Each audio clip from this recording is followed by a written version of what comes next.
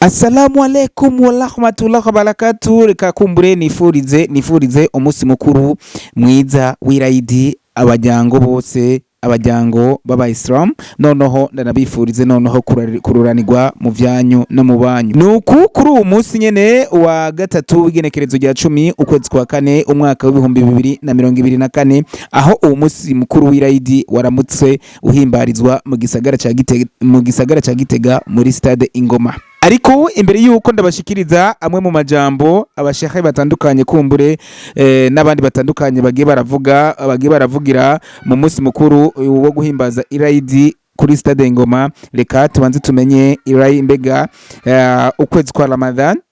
Ukwezi kwa Ramadan canke ukwezi kwa Ramadan niki? Nuko ukwezi kwa Ramadan ni ukwezi kumburi gushobora kumara iminsi 29 canke 30 bivanye naho ukwezi guserukiye. Ugufunga rero ni bimwe kumburi bifise ishimikiro zitanu, na cyane ku Muislamu asanzwe afise ubuzima bwiza, asanzwe afise amagara meza. Nako Muislamu rero asanzwe afise amagara meza arekuriwe gufunga noneho kwisonzesha kugira ngo ashobore kumara amafunguro yiwe neza cyane, aho uku kwezi kwa Ramadan ari kumwe mu mezi kumbure ukwezi kweranda ushobora guharigwamwo ivyaha byawe bitandukanye. Harimwo rero bamwe baba batarekuriwe gufunga ukwezi kwa Ramadan. Aha ndavuga nk'abagwayi, abari ku rugendo, abasaza, abasanzwe bafise imbanyi, abonsa, abagore canke abigeme bari mu minsi yabo canke mu bihe vyabo, abo ni bamwe baba batarekuriwe gufunga ukwezi kwa Ramadan. Reka kumbure nk'umusatirizi amamuzi ko ntajyama nticara. Reka ndabashikirize amajambo amwe mu majambo meza yavugiwe kuri stade Ingoma, aho abasanzwe baba mu gisagara ca Gitega no mu cungararo yaho b'Abayisilamu baramutse bahurira neza na neza ku kibuga c'umupira w'amaguru muri stade Ingoma. Tega amatwi amwe mu majambo meza y'inkoramutima yavugiye muri ico kibanza ciza cahuriye mw'abajyango kumbure ba Islam, aho bariko bahimbaza umunsi mukuru w'Eid. Igozani TV, Igozani TV, wikurikirane. Izwe mu mategeko navyo byagiye habo wabainahuma mustabihat, ariko hagati y'ibyemewe n'amategeko n'ibitemewe n'amategeko harimo ibiteye amakenga n'amadidani. Kuna shubha, hari ibiteye amakenga n'amadidani. La ya'lamuhunna kathirun minan nas, benshi mu bantu baratwarwa n'amarangamutima, nibatandukanye ibyemewe n'amategeko, nibatandukanye ibitemewe n'amategeko, eka bakisanga baguye muri bya bindi bibashira mu makenga n'amadidani. Faman ittaqa shubuhat istabraa lidinihi wa irdihi. Ushaka kurinda rero icubahiro ciwe, ushaka kurinda icubahiro ca imani yiwe, ushaka kurinda ukwemera kwiwe, ave yirinde n'ivyo biteye amakenga, ave yirinde n'ivyo biteye amadidani. Waman waqafi shubuhat, na wa wundi azorengerwa n'amarangamutima akagwa muri bya bindi biteye amakenga n'amadidani, faqad waqa fil haram, uyamenye yuko azoba yaguye mu biziririza n'ibiziririzwa, azoba yaguye mu bishobora kumushira mu kaga k'ubuzima bwiwe n'ukwemera kiwe. Ugutinya rero ibiteye amakenga n'amadidani mu mategeko y'Imana, karayi yara hawla al-fima, ni umwongere yaragiye mu matongo, hafi y'amatongo y'Abarundi. Aha tuboneho n'akanya ko kubwira abemera Imana b'idini ya Islamu yuko n'igihugu ari tongo. Igihugu ni tongo, aho umunyagihugu atagomba kona, aho umunyagihugu atagomba kugwa mu bijyanye n'amadidane, agasanga yiteranyije n'igihugu, agasanga yiteranyije na leta nziza y'igihugu. Haramu rero ibitemewe n'amategeko n'ibyo birimo amakenga n'amadidani, niba umwungere aragiye mu matongo y'abarundi cyangwa hafi y'amatongo y'abarundi agomba kwitwararika bya bindi aragiye, bya bitungwa byiwe ko bishobora kurya ubwatsi no kunywa ayo mazi hafi, ariko ntibive byinjire mu matongo y'abarundi ngo byone amatongo y'abarundi, byonone amatongo y'abarundi. uko niko kwemera k'umwemeramana, arafise aho atangurira n'aho ageza, atagwa mu itongo riziririjwe ribujijwe ngo yiteranye n'Imana uhoraho mu kugwa muri bya bindi biteye amakenga n'amadidani. ala wa inna likulli malikin hima, ala wa inna hima Allahi maharimu. buri mutware aratwara abafise aho umuntu atagomba kurenga. igihugu, leta, buramatari, intara, hari aho umunyagihugu atagomba kurenga. iyo warenze, leta nayo ikora ibindi ikakugarura. no mu kwemera kwacu rero hari aho umwemeramana atagomba kurenga. umenye ko hari aho utangurira n'aho uherera. hari ibyo wemerewe n'amategeko, hari n'ibyo utemerewe n'amategeko. ibyo wemerewe n'amategeko urabikora wisanzuye ku mugaragaro. ibyo utemerewe n'amategeko nabyo ujye ubyirinde, byoguteranya n'Imana, bikaguteranya n'abantu, eka bikaguteranya na leta. intumwa y'Imana ati ala wa inna fi jasadi mudgha, mu mubiri w'umuntu harimo ikinyamanyama. mu mubiri w'umuntu idha salahat salaha al-jasadu kullu, icyo kinyamanyama kiri mu mubiri w'umuntu nicyatekana kigatungana kikera kikezwa, uyu mubiri nawo uzotungana, uzomera neza, uzogira amagara neza. wa idha fasadat fasada al-jasadu kullu, kandi icyo kinyamanyama kiri mu mubiri nicyabura kikaja kubiri kikononekara, umubiri wose n'ubwenge byose bizoba byononekaye. intumwa y'Imana ati ala wahiya alqalb, n'umutima. umutima niwo utwaye ubuzima bw'umuntu. umutima niwo utwaye ukwemera k'umuntu. umutima niwo utwaye icyubahiro cy'umuntu. min maqasid siyam shahr ramadan, bimwe mu mpamvu y'amatongo y'ukwezi kwa Ramadan ni salahul qalbi, kweza umutima, gutunganya umutima, umuntu kugira umutima mweranda, wa mutima akawukuramwo ibindi byose bishobora kuwonona. salahul qalbi wa salahul qalbi, alqalbi yasluhu bi khamsati ashiya. umutima w'umuntu kugira ngo utekana abicishije mu bintu bitanu. awwaluha qira'atu alqur'ani bitadabbur wa khala'u albatni wa qiyamu al-layli wa tadawru 'inda sahari wa mujalasatu salihin. umutima w'umuntu kugira ngo utekane, havemo inzigo, havemo ishari, havemo ubwikekwe, havemo amacakubiri, havemo imyanda byose, uburyarya n'ibindi byubaka bikaba nyinya mu mutima w'umuntu. kugira ngo ibi bivemo, umutima utekane, umutima were, umutima w'umuntu umere nk'uko Imana iwushaka, n'ibindi bitanu. icya mbere, gusoma amajambo y'Imana, ya majambo y'Imana umuntu akamwubaha. icya kabiri, gucunga no kurinda inda yawe, urabe ibijya mu nda. ese ibi bijya mu nda biremewe, ni bya halali? ibi bijya mu nda wabironse biciye mu mategeko? iyi nda yawe ni gutuma uhemuka? iyi nda yawe ni gutuma uva kwiziza halali bottom? iyi nda yawe ni gutuma urenga rya tongo ry'idini na rya tongo ry'Imana? icya gatatu, wa qiyamul layl, amasengesho yo mu ijoro. icya kane, wa tadarru 'inda sahari, n'umuntu kubyuka mu ijoro ry'igicugu akavugana n'Imana yamuremye kuri bya bindi bimusobeye byamuteye amakenga. n'icya gatanu, wa mujalasatu salihin, icubaka umutima. cya gatanu cya nyuma ni ukugendana n'abantu beza, abantu beranda bazogushira mu byiza, bazogushira ku murongo wo kubaha amategeko y'Imana n'umurongo wo kubaha amategeko y'igihugu. wal qalbu salim unwanul fawzi inda Allahi azza wa jalla. qala ta'ala yawma la yanfa'u malun wala banun illa man ata Allaha biqalbin salim. gutunganya umutima niyo nzira yonyene, ni nabwo buryo bwonyene buzotuma umuntu aronka ubwami n'ijuru.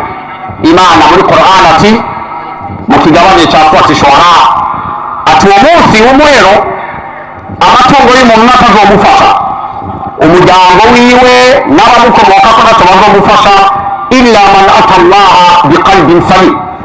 uzorokoka n'uwo munsi ni uzoba yashengutse imbere y'Imana, yashengeye imbere y'Imana n'umutima mwiza, umutima mweranda, umutima udacafuye n'ibibi. وكان النبي صلى الله عليه وسلم يقول في دعائه اللهم إني أسألك قلبا سليما. إنما إيمانا مبisabisho byayo byeranda yakunda gusaba Imana uhoraho ati Mana tunganya umutima wanje, ewe Mana niweze umutima wanje, ewe Mana umpa umutima mwiza ukwiye kugira umuntu. Allahumma aslih qulubana, Allahumma inna nas'aluka qalban salima wa shakiran. Allahumma aslih lana dinana allati wa ismatu amrina wa aslih lana dunyana allati fiha ma'ashuna wa aslih lana akhiratana allati fiha ma'aduna. Allahumma ahsin aqibatana fil umuri kulliha wa ajirna min khizyi dunya wa adhabil akhirah. ala wa sallu ala abnabil karim akram rasulin wa khairu nabiyyin فقد أمركم بذلك اللطيف القدير. قال تعالى إن الله وملائكته يصلون على النبي يا أيها الذين آمنوا صلوا عليه وسلموا تسليما. اللهم صل على محمد وعلى آل محمد كما صليت على إبراهيم وعلى آل إبراهيم إنك حميد مجيد. وبارك على محمد وعلى آل محمد كما باركت على إبراهيم وعلى آل إبراهيم إنك حميد مجيد. اللهم من أراد بالإسلام والمسلمين خيرا فوفقه لكل خير، ومن أراد بالإسلام والمسلمين غير ذلك فأنت أولى به، فخذ أخذ عزيز المقتدر إنك على ما تشاء قدير وبالإجابة جدير. سبحانك ربك رب العزة عما يصفون وسلام على المرسلين والحمد لله رب العالمين. عيدكم مبارك، عيدكم مبارك. Naam, salamu alaikum wa rahmatullahi wa barakatuh. Amashimwe bereyiteka Allah subhanahu wa ta'ala irishani mihezagiro isakare kwa sozere intumwa y'Imana Muhammad sallallahu alaihi wasallam. Nyakubahwa mufti muvyeyi wacu mukaba murongoye umuryango w'abayisilamu mu gihugu, nyakubahwa buramatari intara yacu nziza ya Gitega, nyakubahwa musitanteri wa komine yacu nziza, banyakubahwa mwaherekeje buramatari, nyakubahwa mushingamateka mukaba murongoye umugambwe CNDD-FDD mu ntara. Ntangure mvuga nti salamu alaikum wa rahmatullahi wa barakatuh. Mahoro, imigisha n'imihezagiro bibane n'umwe wese yaje kwifatanya natwe kuri uno munsi. Ku izina ry'abayisilamu bose bari mu ntara no ku izina ryanje nyene nagomba guha ikaze abashitsi bahire, mpereye kuwaserukiye leta ariwe buramatari w'intara yacu, nongere mpe kaze mu ntara nziza mugwa mukuru wa politiki, nyakubahwa umuvyeyi wacu mufti arongoye umuryango w'abayisilamu mu Burundi, akaba ari ubwo bwa mbere yashimye kwifatikanya n'abayisilamu bo mu ntara ya Gitega muri kino kibanza ceranda. Takbir! Turabashimiye, Imana izibaye imbere, abanyagitega bose by'ukuri barakenguruka ibikorwa vyiza kuvaho mushikiye uburongozi muri ino myaka iriko irababa itatu muturongoye. Haragaragaye by'ukuri ituze mu bayisilamu bo mu Burundi bwose. Tudaciye kubiri n'aha mu ntara yacu nziza ya Gitega, abayisilamu bo mu makomine atandukanye bari ku kivi kandi baratekanye. Twaramaze ukwezi turi mu mafungo kandi byagenze neza. Ndongereho akaryo ko gushimira abayisilamu, abagabo n'abagore twafatikanije mu masengesho duhagarariwe n'abigisha bacu. Imana izibiduhembere. Shimwe bivuye ku mutima umwe wese kirya yatanze kugira ngo dufashe aboro n'abafise amikoro make kugira nabone muri bino bihe bitari byoroshe baronke inguvu zo kubandanya bakora ibada amasengesho mu kiringo cy'ukwezi kose. Ni byari byoroshe ariko Imana mushobora byose yarabidushoboje. Nkundira dushimire buramatari wacu na leta y'u Burundi ntako batagize, batwamye hafi muri kino kiringo, ntacyo twababuranye. Misi yose murabizi ari bijanye n'umutekano, murazi yuko mu misi ya nyuma tumara hafi ijoro ryose twicisha bugufi, tuja mu misigiti kuva saa sita y'ijoro gushika mu gitondo. Nta n'umwe ngira yagize ikibazo kijanye n'umutekano, nuko dufise umuvyeyi adukunda atwama hafi kandi turabimushimiye bivuye ku mutima. Ntako atagira. Iki kibanza ni icy'iwacu, ni icy'igihugu, ariko hariho imirimo y'igihugu izokorerwa ngaha ku munsi wa gatanu. Bari kuba batanguye kuhategura uno munsi, ariko umuvyeyi wacu nyakubahwa buramatari yavuze ati babanze babangire turangize amasengesho. Turabibashimiye nyakubahwa buramatari, Imana izibibahembere. Ndangize sabantera kamo abayisilamu bose bari ngaha, kuko hari igikorwa cy'igihugu kizorangurirwa ahanyene ku munsi wa gatanu, aho nyene icubahiro mukuru w'igihugu cyacu azoba aramutse yuguruza icese ibikorwa by'umwuga utunganya amatora seni. Tubararike rero uko mwasigukanye n'iyonka muzosubire muze kwakira umuvyeyi wacu. Murakoze, sino erandira kuko umwanya baduhaye ni muke cyane, ariko babidukundiye nyakubahwa buramatari yovyaguruka akaza akaturamutsa, kuko twari tunamunyotewe tumukumbure, aze aramutse abayisilamu adukundiye kandi acagira ko azagurutsa umuvyeyi aturongoye ku rwego rw'igihugu kugira nawene aramutse kandi ashikirize ijambo abayisilamu. Karibu umuvyeyi wacu mu ntara. Ndabasabe abahagaze ingeso nziza twama twabivuze, abari muri sekirite babwire bajya bari hariya kuri tribune, twese turi mu kibuga kugira twumvirize ijambo rya buramatari wacu w'intara yacu nziza ya Gitega. Karibu mzee.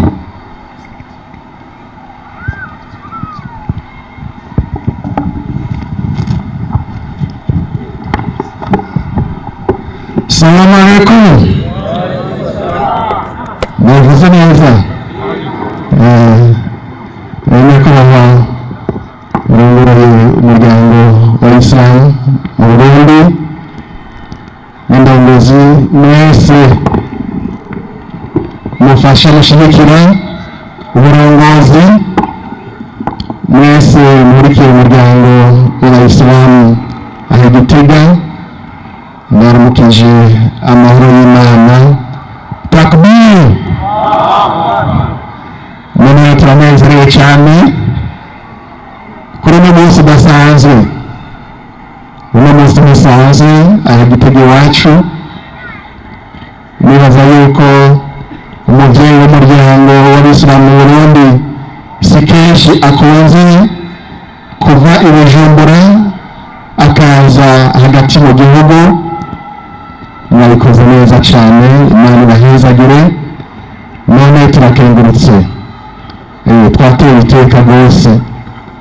Burya abavuka ari banezerewe, natwe turanezerwa cyane. None kaze muvyeyi w'Abisilamu mu Burundi, kandi nagomba kubipfuriza umunsi mukuru mwiza. Tuzi yuko ari umunsi udasanzwe, muri maze iminsi itari mike mwisanzeshe mwemereze Imana kandi mwabikoze neza. Nagiye ndabona abatari bake bagerageza kurondera utwabafasha abadafise amikoro, bakabarondera agasukari, bakaronderera n'utundi dufungurwa. Nukuri no kubashimira no kubakeza cyane ababikoze mwese, nukuri turabakeje kandi turabashimiye. Ariko twongere tubakengurukire mwese bayisilamu cyane cyane ngaho Gitega, ingene muri abantu beza cyane. Imana yahezagiye, turabakunda rwose kuko by'ukuri muri akarorero bijanye no kubana neza, gukundana, gufashanya.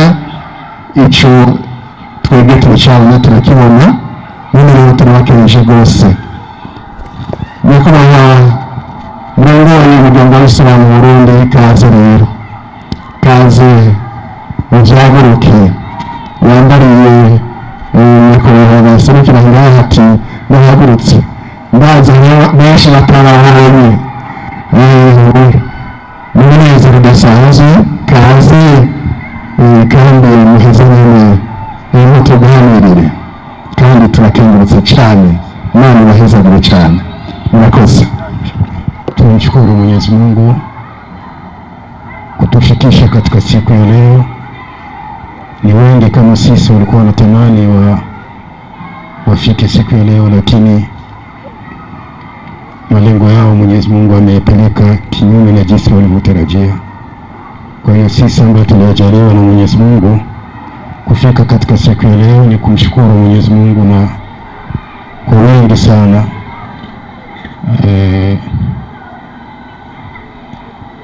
na pia kuweza kutembeleana, kuchangia chakula kwa wale ambao watakuwa na uwezo, kuwaalika wengine ili waweze kuchangia chakula, itakuwa ni jambo lizuri.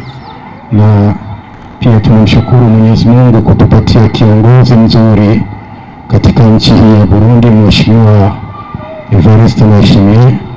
Mwenyezi Mungu amjaze kila la kheri na ampatie wasaidizi ambao watakuwa wazuri, wasaidizi ambao watajua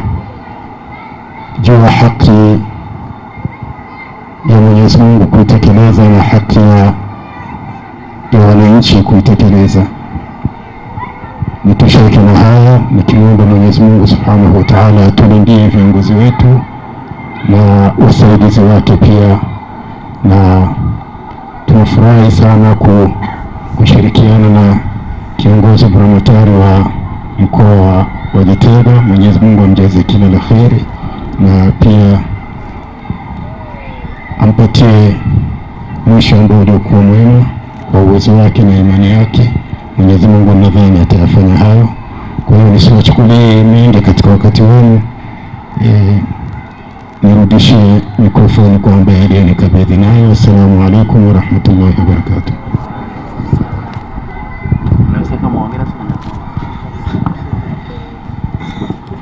Nuko rero nyakubahwa umukuru w'umuryango w'Isilamu mu Burundi ahejeje kudushikiriza ijambo rikomeye cyane. Abagerageje kubyumviriza ni bigufi mugari n'amajambo menshi cyane. Ushimira Uhoraho yatuzigamye muku kwezi kw'amafungo igihugu, ahereye ku ndongozi nziza nyene cyubahiro General Evariste Ndayishimiye, amusabira ku Mana kuroranirwa mu mabanga ahambaye yo gutunganya igihugu, kandi anamusabira asabira n'abafasha biwe bamufashe neza mu gutunganya igihugu cyiza cy'u Burundi. Anashimira cyane mwandikije n'amanota menshi kubona Buramatari nyakubahwa avuga yuko mubanye neza, ni kuvuga abanyagitega murandikije amanota. Yamusabiye nawe ku Mana kuri uwo muhezagira akaroranirwa mu mabanga yiwe. Nyakubahwa umukuru w'umuryango w'Isilamu mu Burundi avuga make mugabo akora byinshi, ngira ngo mwabyiboneye kubona yashyize ngaha ku mugwa mukuru wa politiki. Hasigaye rero yuko twiga ingene tumuzimana abanyagitega, hama namwe mugende musabikanye bijya bikeyi cyane byinshi mwahawe na Allah tabaraka wa taala. Umunsi w'umunezero ni umunsi atamukene yaja mw'ibarabara gusabiriza, ni umunsi umutunzi ategereza kurondera abakene aho bari abiretse nimuze dusange umunezero kubera amahezagiwe na Allah tabaraka wa taala.